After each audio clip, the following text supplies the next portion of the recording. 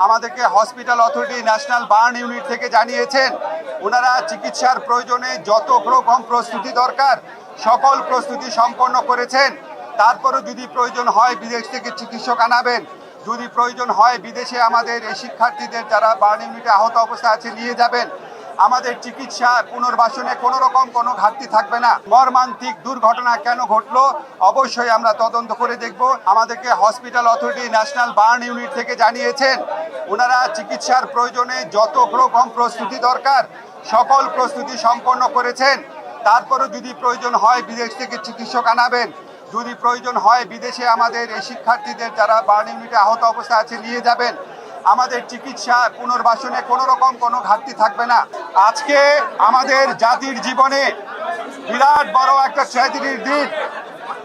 এত বড় ট্র্যাজিক ঘটনা, বিয়োগান্ত ঘটনা আমাদের জাতির জীবনে আগে ঘটে নাই। আজকে উত্তরায় মাইলস্টোন কিন্ডারগার্টেনে যেই বিয়োগান্ত ঘটনা ঘটেছে, এই শোক, এই দুঃখ ভাষায় প্রকাশ করার মতো না। আমাদের গোটা সরকার, বাংলাদেশের মানুষ, ডাক্তার সমাজ সবাই শোকাহত। আপনারা দেখেছেন আমাদের আমাদের বাকি উপদেষ্টারা মাইলস্টোন স্কুলে গিয়েছেন, সিএমএইচ হসপিটালে গিয়েছেন। আমাদেরকে hospital authority national burn unit থেকে জানিয়েছেন ওনারা চিকিৎসার প্রয়োজনে যত রকম প্রস্তুতি দরকার সকল প্রস্তুতি সম্পন্ন করেছেন। তারপরও যদি প্রয়োজন হয় বিদেশ থেকে চিকিৎসক আনাবেন, যদি প্রয়োজন হয় বিদেশে আমাদের এই শিক্ষার্থীদের যারা বার্ন ইউনিটে আহত অবস্থায় আছে নিয়ে যাবেন। আমাদের চিকিৎসা পুনর্বাসনে কোনো রকম কোনো ঘাটতি থাকবে না। কিন্তু কোনো কিছুর বিনিময়েও আমরা আজকে যা হারিয়েছি সেটা শোক পূরণ করার মতো না।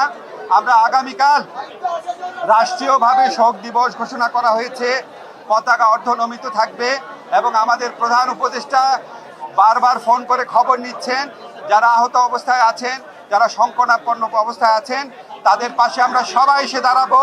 তাদের চিকিৎসার জন্য আমরা সমস্ত ব্যবস্থা গ্রহণ করব এবং এই বিয়োগান্ত ঘটনা, এই মর্মান্তিক দুর্ঘটনা কেন ঘটলো অবশ্যই আমরা তদন্ত করে দেখব।